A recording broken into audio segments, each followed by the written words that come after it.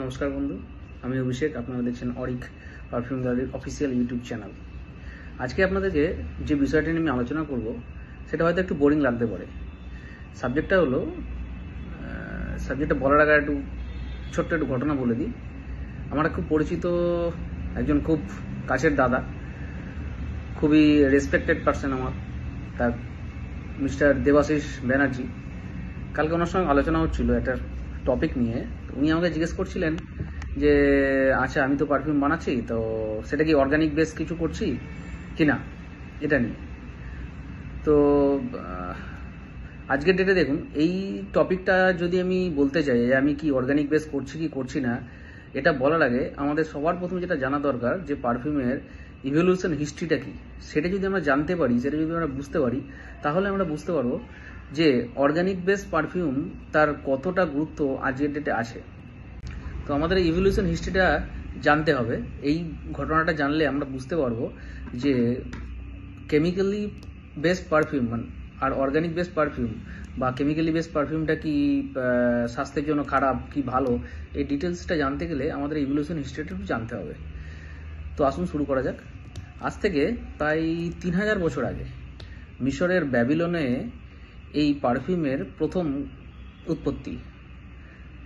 তখনকার দিনে কি হতো, পারফিউমটা ন্যাচারালি ফ্লাওয়ার বা তার পাতা এবং বলতে পারেন গাছের গুঁড়ি, এইখান থেকে তারা ডিস্টিলেশন প্রসেসের মাধ্যমে অয়েল বের করে সেখান থেকে তারা পারফিউম তৈরি করতো। শোনা যায় এই ট্যাপুতি বলে একজন কেমিস্ট ছিলেন, অবশ্যই একজন মহিলা, তিনিই প্রথম পারফিউমটি তৈরি করেছিলেন। তো এই তাপতির যে পারফিউমগুলো সে সময় তৈরি হতো, বেসিক্যালি তখনকার মানুষের মধ্যে এটাই ধারণা ছিল যে পারফিউম ইউজ করলে মানুষের শারীরিক অসুস্থতা সুস্থ হয়, এবং এই ধারণাটা ভুলও নয়। তখনকার দিনে কিন্তু ব্যবহার করে মানুষ সুস্থও হতো। কথিত আছে যে ইজিপ্টের রানী ক্লিওপেট্রা, তিনি খুব এই সুগন্ধি ব্যবহার করতে ভালোবাসতেন। তার শখ ছিল ভালো সুগন্ধি ব্যবহার করার। তিনি জুলিয়াস সিজারকে তিনি খুব পছন্দ করতেন। তো সেই জুলিয়াস সিজারকে তার ভালোবাসার জালে আকৃষ্ট করার জন্য তিনি সে সময় কিছু সুগন্ধি ব্যবহার করতেন, এবং সে সময় সেই সুগন্ধি ব্যবহার করে তিনি সফলও হয়েছিলেন। এটা একটা ঘটনা কথিত আছে। তিনি কি হতো যে বিভিন্ন গাছগাছলা থেকে, ফুল পাতা থেকে ডিস্টিলেশনের মাধ্যমে যে এক ধরনের অয়েল বেরোতো, যেটা হচ্ছে এসেন্সিয়াল অয়েল, সেই অয়েল থেকে কি করা হতো, সুগন্ধি তৈরি করা হতো। সময় আরও গড়াতে থেকেছে। 1900 শতকের দিকে মানুষের মধ্যে অনেক পরিবর্তন এসেছে।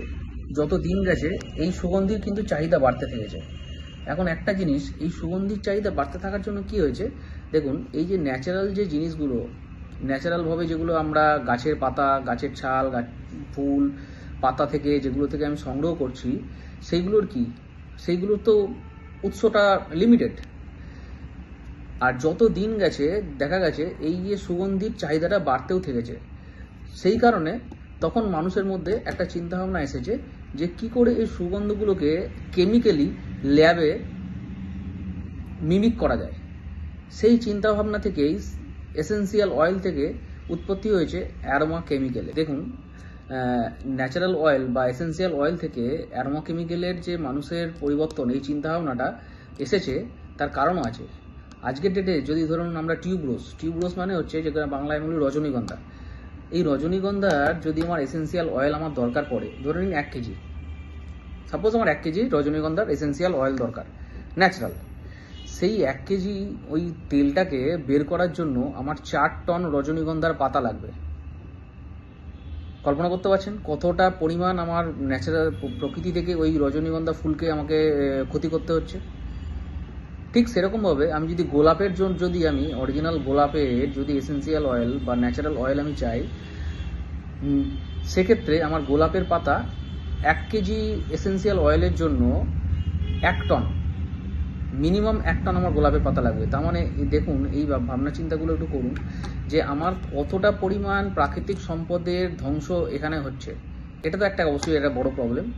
দ্বিতীয় প্রবলেম হলো, দেখুন এসেন্সিয়াল অয়েলের ক্ষেত্রে যেটা সবচেয়ে বড় সমস্যা হলো যে ব্যাচ টু ব্যাচ ন্যাচারাল অয়েলগুলোর কি হয়, গন্ধের মাত্রা চেঞ্জ হতে থাকে।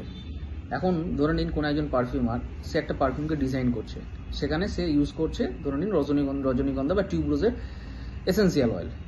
সেক্ষেত্রে সে যা গন্ধটাকে প্রথম ডাইমেনশন দিল, নেক্সট টাইম যখনই আবার তার ওই গন্ধটাকেই দরকার পড়বে, দেখা যাবে সেই রজনীগন্ধা বা টিউবরোজের ব্যাচ প্রোডাকশনের সময় যে ডাইমেনশনটা ছিল, নেক্সট টাইম যখন সে তার পারফিউমে ওই রজনীগন্ধা বা টিউবরোজের অয়েলটা যখন ইউজ করলো, সেই ডাইমেনশনটা সম্পূর্ণ চেঞ্জ হয়ে গেল। এই একটা বড় সমস্যা তখনকার দিনে দেখা যাচ্ছিল। নেক্সট যেটা আরও একটা বড় সমস্যা, যে দেখুন কিছু কিছু জায়গায় এথিক্যাল প্রবলেমগুলো আসে। যেমন ধরুন অ্যাম্বারগ্রি আজকের ডেটে ইন্ডিয়াতে কিন্তু ইলিগাল, আমি অ্যাম্বারগ্রিকে ইউজ করতে পারবো না। আচ্ছা, অ্যাম্বারগ্রি সম্বন্ধে পরে আলোচনা হবে।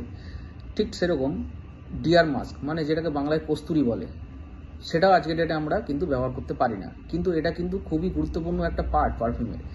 স্যান্ডেলউড, অরিজিনাল স্যান্ডেলউড, এটাও এই যে নামগুলো বললাম, অ্যাম্বারগ্রি বলুন, ডিয়ার মাস্ক, স্যান্ডেলউড, এগুলো প্রত্যেকটাই কিন্তু একটা পারফিউমের বিশাল বড় অঙ্গ। এগুলো ছাড়া আজকের ডেটে কিন্তু পারফিউম সম্পূর্ণভাবে কখনোই সম্ভব না। তাহলে আমরা যখন এই মলিকুলগুলো ছাড়া পারফিউম সম্ভব না, অথচ আমাদের এগুলো নিতে গেলে এথিক্যাল সমস্যা, সরকারের সমস্যা, তাহলে আমরা এগুলো কি করে পাবো? তখনই এইগুলো ডেরাইভ করার জন্য ল্যাবে কেমিক্যালি এদেরকে এস্টাবলিশ করা হলো। এবং শুধু তাই না, এরা 100% মিমিক করছিল।